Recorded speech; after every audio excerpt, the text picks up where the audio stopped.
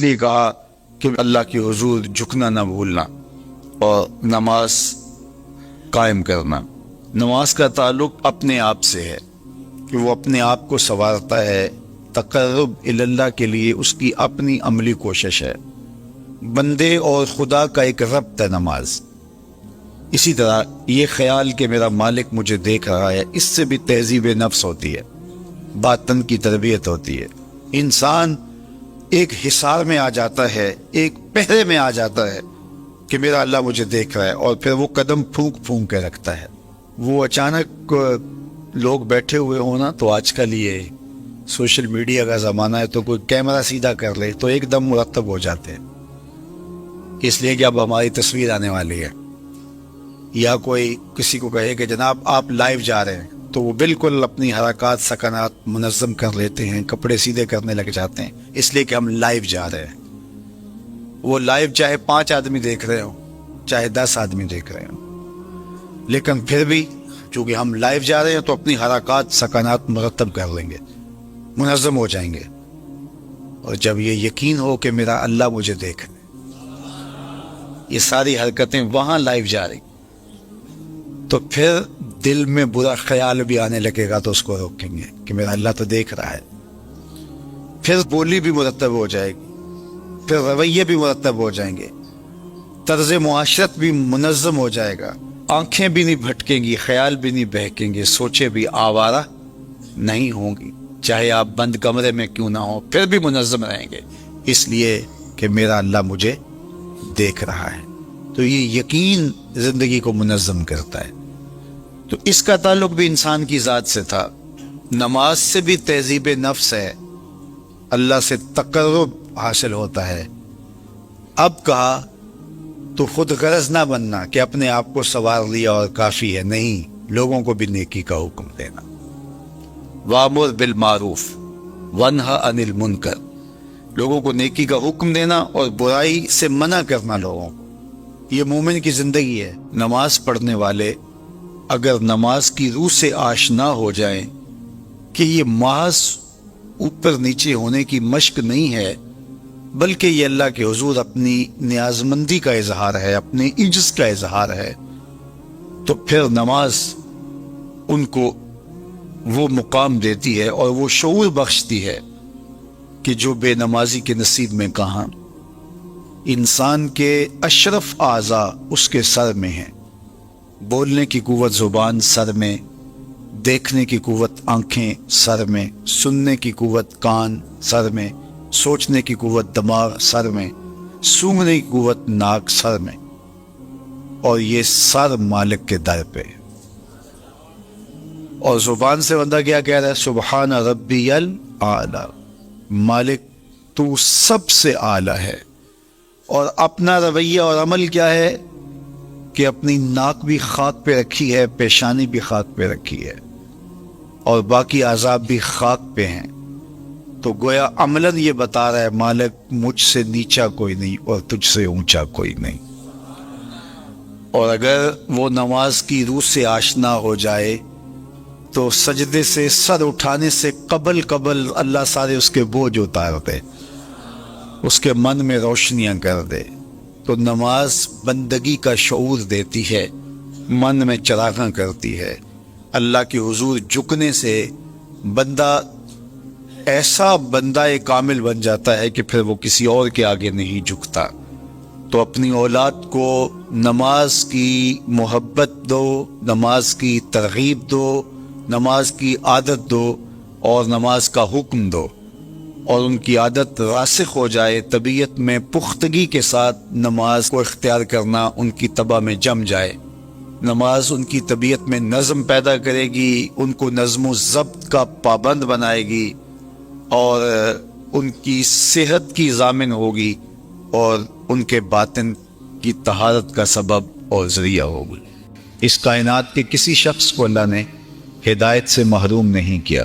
اس کائنات کا پہلا انسان، پہلا نبی بھی ہے، تاکہ انسانی قافلہ ہدایت سے کبھی بھی محروم نہ رہے۔ اور پھر اس کے بعد مختلف ادوار میں فطری اور جبلی ہدایت تو انسان کی طبع کے اندر رکھی گئی ہے۔ وَهَدَيْنَاهُ النَّجْدَيْنِ، ہم نے اس کو دونوں گھاٹیوں کی طرف رہنمائی کی ہے۔ تو اس سے علماء تفسیر نے لکھا ہے کہ خیر اور شر کی گھاٹیاں ہیں، انہیں اسے پہچان ہے، اس کی طبع کے اندر یہ بات رکھ دی گئی ہے کہ اچھائی کیا ہے، اس کو پتہ ہے کہ برائی کیا ہے۔ حضور علیہ السلام کے پاس ایک شخص سوال پوچھنے آیا اور ان کا نام وابصہ بن معبد تھا، اور مجلس لگی تھی اور جہاں جگہ ملی وہاں بیٹھے، تو حضور نے فرمایا ادنو یا وابصہ، نیڑے آ جاؤ۔ تو وہ اٹھ کے قریب آئے تو فرمایا اور قریب آ جاؤ، تو وہ اور قریب آ گئے تو تیسری مرتبہ فرمایا ادنو یا وابصہ، وابصہ اب بھی دوری ہے اور قریب آ جاؤ۔ تو حضرت وابصہ کہتے ہیں میں اپنے مقدر پہ قربان جاؤں، میں اتنا نیڑے ہوا کہ میرے گھٹنے حضور کے گھٹنوں سے چھونے لگے۔ جب اتنا قریب ہو گیا تو مجھے حضور نے فرمایا وابصہ کوئی سوال پوچھنے آئے ہو؟ میں نے کہا جی حضور سوال پوچھنے آیا۔ کہا جو سوال پوچھنے آئے ہو پوچھو گے یا بتاؤں کیا پوچھنے آئے ہو؟ عرض کی حضور اگر آپ بتا دیں پھر تو بہت خوب ہو۔ فرمایا تم خیر و شر کے بارے پوچھنے آئے ہو، اچھائی کیا ہوتی ہے اور برائی کیا ہوتی ہے؟ جی حضور یہی میرا سوال تھا۔ کہا اس کا جواب مجھ سے لینا یا اپنے آپ سے؟ عرض کی جواب آتا ہوتا تو سوال ہی کیوں کھڑا ہوتا؟ تو حضور نے حدیث پاک میں آتا ان تین انگلیوں کو جوڑا، فضرب علی صدرہ فقال استفت قلبک، اور حضور نے یہ وسط سینہ میں دل والی جگہ پر ان انگلیوں کو یوں مارتے ہوئے کہا یہ مفتی بیٹھا اسے پوچھ لے، یہ تجھے بتا دے گا کہ خیر کیا ہے، یہ تجھے بتا دے گا شر کیا ہے۔ تو یہ فطری اور جبلی ہدایت ہے۔ وَهَدَيْنَاهُ النَّجْدَيْنِ، اس نے دونوں گھاٹیاں خیر شر کی اس کو معرفت دی ہے، اس کو پہچان کی ہے۔ یہ گناہوں کی کثرت کی وجہ سے اس پہچان کو بھی کھو بیٹھے تو امر آخر ہے، لیکن فطرتاً اس کو اللہ نے انسان کی طبع کے اندر اچھائی اور برائی کی تمیز پیدا کی ہے، جس کو کہا جاتا ہے کہ ضمیر ہے جو انسان کا اندر سے کہتا تم غلط کر رہے، وہ ہدایت کا چراغ ہے جو ہر شخص کے سینے میں اللہ تعالیٰ جل شانہ نے رکھا ہے۔ لیکن اس کے بعد اس نے پیغمبروں کو بھی بھیجا ہے، کتابوں کو بھی نازل کیا ہے، مصلحین بھی لوگوں کو بتاتے ہیں، اور کائنات کے اندر پذیر ہونے والے واقعات بھی انسان کی رہنمائی کرتے ہیں۔ تو یہ ہدایت کے چراغ روشن در روشن ہوتے چلے جاتے ہیں۔ تو اللہ کی اطاعت کرنا، اس کی فرما برداری کرنا، یہ انسان کی طبع کے اندر رکھا گیا ہے۔ اگر وہ انکار کرے تو یہ حقیقت کو جھٹلاتا ہے۔ کافر کو کافر کہتے ہی اس لیے ہیں کہ وہ اس اچھائی کو، اس فطری ہدایت کو چھپاتا ہے۔ عربی میں یہ جو کاشتکار ہے اس کو بھی کافر کہا جاتا ہے، کیونکہ یہ بھی زمین کو کھود کر کے اس کے اندر بیج کو چھپا دیتا ہے۔ تو کافر کو کافر اس لیے کہتے ہیں کہ وہ چھپاتا ہے اس چیز کو جو اللہ نے اس کی طبع کے اندر رکھی ہے، فطری جبلی ہدایت۔ حکیم نیٹشے کے بارے میں اقبال نے کہا تھا قلب و مومن دماغش کافر است، اس کا دل مومن تھا لیکن اس کا دماغ کافر ہو گیا۔ تو صوفیہ فرماتے ہیں کہ اس ایک شخص کی کہانی نہیں ہے، ہر شخص کا دل مومن ہی ہوتا ہے، اور اس پر شاہد عادل وہ حدیث ہے کل مولود یولد علی الفطرہ فابواہ یحودانہ او یمجسانہ او ینصرانہ او کما قال النبی صلی اللہ علیہ وسلم، ہر پیدا ہونے والا بچہ فطرت اسلام پہ پیدا ہوتا ہے۔ اب اس کے ماں باپ اس کو یہودی بناتے ہیں، عیسائی بناتے ہیں، مجوسی بناتے ہیں، ماحول اس کے اندر کفر پیدا کرتا ہے۔ لیکن اگر یہ کفر پیدا کرنے والا ماحول نہ ہو، اس کو فطرتاً یوں ہی چھوڑ دیا جائے، تو وہ معاد کا، آخرت کا انکار نہ کرے۔ اللہ تعالیٰ نے ایک جبلی ہدایت، فطری ہدایت اس کو ودیت کر رکھی جو اندر چراغ روشن ہوتا ہے، اور پھر وہ تھوڑی سی محنت سے ہی، پیغمبروں کی محنت سے، رسولوں کی محنت سے، وہ پھر ہدایت شعلہ جوالہ بن جاتی ہے۔ تو لیکن جن کو یہ صحبتیں میسر نہیں آتی، بری صحبتوں سے، وہ پھر بگاڑ میں چلے جاتے ہیں۔ مسٹر آرنلڈ جو فلسفے کا استاد تھا علامہ اقبال علیہ رحمہ کا، اس نے ایک کتاب لکھی دی پریچنگ آف اسلام، تو اس کے اندر اس نے لکھا کہ اسلام پوری دنیا کے اوپر کس طرح پھیل گیا۔ باقی بھی تو مذاہب تھے، لیکن اس تیزی کے ساتھ ایسے نہیں پھیلے جس طرح اسلام پھیلا۔ تو اس نے کہا کہ من جملہ وجوہات اور ذرائع میں سے ایک ذریعہ اسلام کے پھیلنے کا یہ ہے کہ اسلام میں سے ہر شخص کو یہ حق دیا گیا ہے کہ وہ دین کی تبلیغ کرے اور نیکی کا حکم دے اور برائی سے منع کرے۔ میرے حضور نے خطبہ حجۃ الوداع کے موقع پر 1,44,000 صحابہ سے مخاطبت کرتے ہوئے فرمایا فَلْيُبَلِّغِ الشَّاهِدُ الْغَائِبَ، جو موقع پہ موجود نہیں ہیں تم سب کی ذمہ داری ہے ان تک میرا پیغام پہنچا دو۔ بلغوا عنی ولو آیہ، میری جانب سے ایک آیت بھی آتی ہو تم نے اس کو آگے منتقل کرنا ہے۔ مومن ایک معاشرتی فرد ہے جو صرف اپنے آپ کو ہی نہیں بچاتا، دوسروں کو بھی بچاتا ہے، دوسروں کی بہتری کا ضامن ہوتا ہے۔ من رعا منکم منکرا فلیغیرہ بیدہ فإن لم یستطع فبلسانہ فإن لم یستطع فبقلبہ وذلک اضعف الایمان۔ فرمایا تم میں سے اگر کوئی شخص برائی ہوتے دیکھے تو ہاتھ سے منع کرے، اور اگر ہاتھ سے منع نہیں کر سکتا تو زبان سے روکے، اگر زبان سے بھی نہیں روک سکتا تو دل سے برا جانے۔ وذالک اضعف الایمان، اور یہ کمزور ترین ایمان کی علامت ہے کہ وہ دل سے برا جانا۔ اسے کم از کم زبان سے منع کرنا چاہیے، کوشش تو ہو کہ ہاتھ سے منع کرے، لیکن آج کل وہ کہتے ہیں جی اب کسی کو کہنے کا زمانہ نہیں رہا۔ کسی حد تک یہ بات سمجھ میں آتی بھی ہے کہ آج کسی کو اگر کہیں تو وہ الٹا ناراض ہو جاتا ہے، بلکہ کسی کی اولاد کو کوئی تربیتی بات کہیں تو والدین آگے کہتے ہیں کہ تمہیں کس نے حق دیا ہے۔ تو یہ بات اپنی جگہ پہ، لیکن کیا ہم اس سے کسی کو کہنا چھوڑ دیں گے؟ طریقہ کار خوبصورت ایسا رکھیں کہ جو حالات کا متقاضی ہو کہنا نہ چھوڑے۔ بعض کہتے ہیں کہ جی سانو کی لگے، اپنے گھر میں کوئی چھاج بجائے یا چل لیں، یہ دور نہیں رہا، زمانہ نہیں رہا کسی کو کہنے کا۔ اگر اس فلسفے کو تسلیم کر لیا جائے اور یہ طے کر لیا جائے کہ ٹھیک ہے، تو پھر برائی سے منع کون کرے گا اور نیکی کا حکم کون دے گا؟ جبکہ اس امت کی ذمہ داریوں میں یہ شامل ہے کنتم خیر امت اخرجت للناس تامرون بالمعروف وتنہون عن المنکر، تم بہتر امت ہو۔ کیوں؟ اس لیے کہ تم لوگوں کو نیکی کا حکم دیتے ہو، برائی سے منع کرتے ہو۔ یہ اس امت کی ڈیوٹی ہے، ذمہ داری ہے اس امت کی۔ یہ امت سوچنے لگی ہے کہ جی یہ دور نہیں رہا، یہی تو دور ہے۔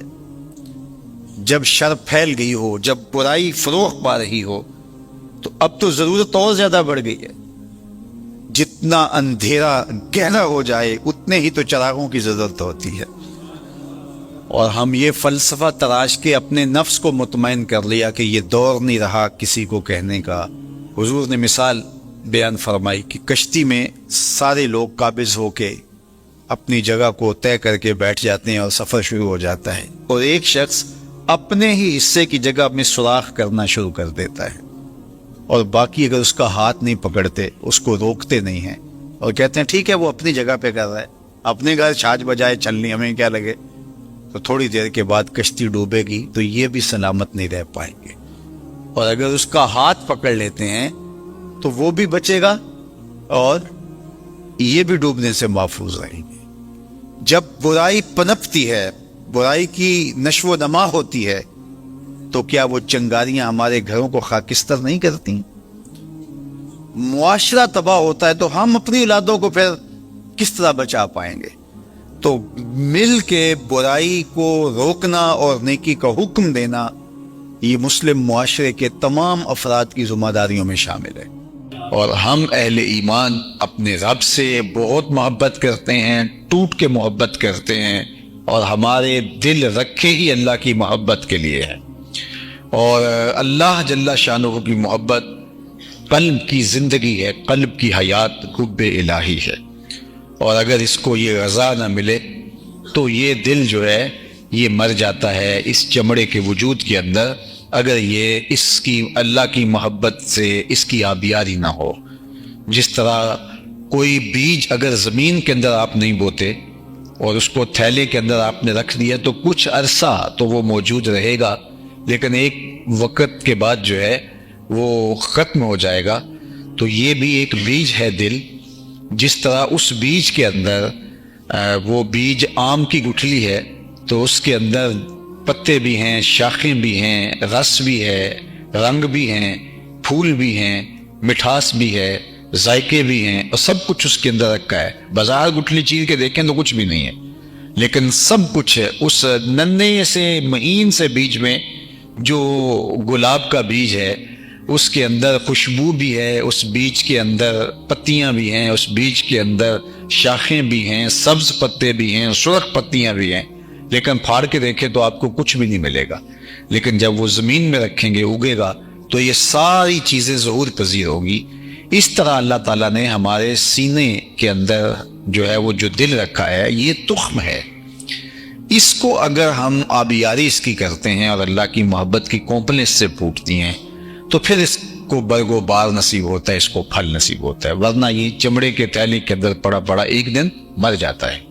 اب دیکھیے، ایمان بہت بڑی دولت ہے اور بہت قیمتی اثاثہ ہے، اور اس کا حاز نصیب ہونا، یعنی اس کا پھل ملنے لگ جانا، اس کا ذائقہ، اس کی تراوت اور اس کے ثمرات نصیب ہونے لگ جانا، یہ بہت بڑی بات ہے۔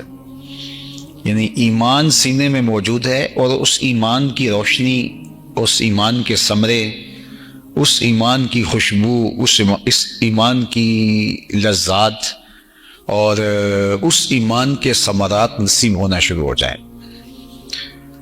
یہ بہت بڑی بات ہے، جس سے مومن تو ہواؤں میں اڑتا ہے، چرخ پہ جھولنے لگتا ہے، اس کے زمین پہ پاؤں نہیں لگتے، یہ جب اس کو محسوس ہوتا ہے کہ میرے ایمان کی کیفیت کیا ہے۔ جس طرح حضرت حارثہ حضور کی خدمت میں حاضر ہوئے تو فرمایا کیف اصبحت، بتاؤ تم نے صبح کس حال میں کی؟ تو انہوں نے کہا حضور میں نے حالت ایمان میں کی ہے۔ تو فرمایا ہر دعوے کی کوئی دلیل ہوتی ہے، تو تمہارا یہ دعویٰ کہ میں نے صبح حالت ایمان میں کی ہے، اس دعوے کی تمہارے پاس دلیل کیا ہے؟ تو حضرت حارثہ نے کہا کہ رأیت عرش ربی بارزاً، میں اللہ کے عرش کو یوں دیکھ رہا ہوں جس طرح دن چڑھا ہوا ہے، میری نظروں سے کچھ پوشیدہ نہیں۔ اللہ اکبر۔ تو یہ ان کی کیفیت تھی۔ تو پھر مومن جب ایمان کی لذات سے بہراور ہوتا ہے، اس کی کیفیت سے مالا مال ہوتا ہے، اس ایمان کا ثمرہ اس کو ملتا ہے، اس کی لذات اور اس کی حلاوت جو حدیث میں بیان فرمائی گئی ہے اس کو نصیب ہوتی ہے، پھر تو وہ ایک ایسی خوشگوار ماحول میں ہوتا ہے، ایسی لذات ہوتی ہے کہ وہ دنیا میں جنت کا مزہ لے رہا ہوتا ہے۔ لیکن یہ اتنا آسان نہیں ہے، اس کے لیے 3 شرطیں رکھی گئی ہیں۔ سب سے پہلی شرط یہ رکھی گئی ہے کہ ایمان کی حلاوت اور لذت اس کو نصیب ہی تب ہوگی جب اس کو اللہ اور اس کے رسول کائنات میں سب سے زیادہ محبوب ہوں گے۔ اور یہ صرف زبان کا عمل نہیں ہے، یہ اپنے رویے سے اور اپنے طرز زندگی سے میں ثابت کرنا ہوگا۔ اور دوسری بات ارشاد فرمائی کہ اس کے لیے معیار جو ہے وہ اللہ اس کے رسول کی محبت ہو۔ وہ کسی سے بھی محبت کرتا ہو تو اس لیے کہ اللہ جل شانہ نے اس سے محبت کا حکم دیا، یہ رب سے نیڑے ہے، یہ رب سے قربت رکھتا ہے، اور شرعاً اس کی محبت میرے اوپر واجب، لازم، مسنون یا مستحب کی گئی ہے۔ اور تیسری چیز ارشاد فرمائی کہ ایمان اتنا قیمتی سرمایہ ہو اس کے لیے، اتنی متاع بے بہا ہو کہ اس کو 2 آپشن دیے جائیں کہ یا ایمان کو چھوڑ دے یا پھر اس جلتی ہوئی آگ کے اندر تجھے پکڑ کے ڈال دیا جائے گا، ان 2 میں سے کس کو اختیار کرے گا؟ تو وہ بغیر سوچے سمجھے کہے کہ مجھے آگ میں ڈال دو، میرے لیے یہ آسان ہے، لیکن ایمان چھوڑنا میرے لیے آسان نہیں ہے۔ مجھے اور آپ کو اپنے اندر اتر کر کے دیکھنا ہوگا کیا ہماری یہ کیفیت ہے۔ جو قسم ہے اس کو بھی ایمان کہا گیا ہے، اور ہم تھوڑے سے پیسوں کے لیے یا تھوڑی سی سزا سے بچنے کے لیے اگر قسم اٹھا لیتے ہیں تو پھر اس کا مطلب یہی ہے سیدھا سیدھا کہ ہم نے اپنے ایمان کو بہت کم قیمت پہ فروخت کر دیا۔ جبکہ ایک طرف جلتی ہوئی آگ کی بھٹی ہو اور ایک طرف ایمان، تو مومن ایمان کو محفوظ کر لے گا اور جلتی ہوئی بھٹی کے اندر چھلانگ لگانا اس کے لیے آسان ہوگا۔ اور اگر یہ اس کی کیفیت ہو جائے تو پھر وہ ایمان کی حلاوت، ایمان کی لذت، اس کا حظ، اس کا لطف، اس کا ثمرہ، اس کا نور، اس کی کیفیت محسوس کر سکتا ہے۔